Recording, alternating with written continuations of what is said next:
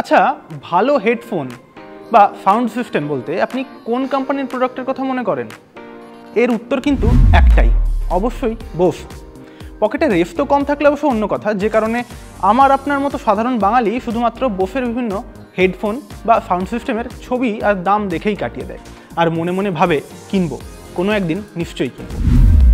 বিশ্বের অন্যতম সেরা সাউন্ড কোয়ালিটির হেডফোন বা সাউন্ড সিস্টেম তৈরি করে যে সংস্থা, তার প্রতিষ্ঠাতাকে চেনেন?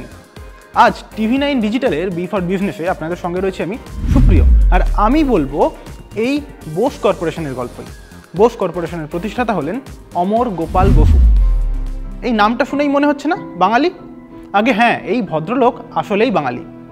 তার বাবা ননী গোপাল বসু ছিলেন ভারতীয় স্বাধীনতা সংগ্রামী, যিনি 1920 সালের আশপাশে ব্রিটিশদের চোখে ধুলো দিয়ে পাড়ি জমিয়েছিলেন আমেরিকায়, আর সেখানেই জন্মগ্রহণ করেন অমর গোপাল বসু। 1956 সালে ম্যাসাচুসেটস ইনস্টিটিউট অফ টেকনোলজি বা MITর তরুণ অধ্যাপক অমর গোপাল বসু একটি স্টিরিও সিস্টেম কিনেছিলেন, কিন্তু সেই সাউন্ড সিস্টেমের পারফরমেন্সে একেবারেই খুশি ছিলেন না তিনি, আর এই নাখুশ অবস্থায় তাকে এক নতুন গবেষণার দিকে ঠেলে দেয়।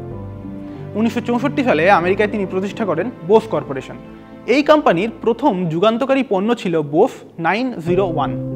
এই স্পিকার এতটাই আধুনিক ছিল যে এটা নাকি দেওয়াল থেকে শব্দ প্রতিফলিত করে শ্রোতাকে এক অভাবনীয় শ্রুতিমধুর অভিজ্ঞতা দিত। এরপর 1978 সাল, প্লেনে করে যাওয়ার সময় কানে হেডফোন লাগানো অবস্থাতেও অত্যন্ত বিরক্ত হয়ে যান বাইরের কোলাহলে। তিনি এমন এক প্রযুক্তি তৈরির কথা ভাবেন যা বাইরের শব্দকে সম্পূর্ণ আটকে দেবে। তারই ফলস্বরূপ 1989 সালে বোস বিশ্বের প্রথম বাণিজ্যিক অ্যাক্টিভ নয়েজ ক্যান্সেলেশন হেডফোন বা ANC হেডফোন বাজারে নিয়ে আসে।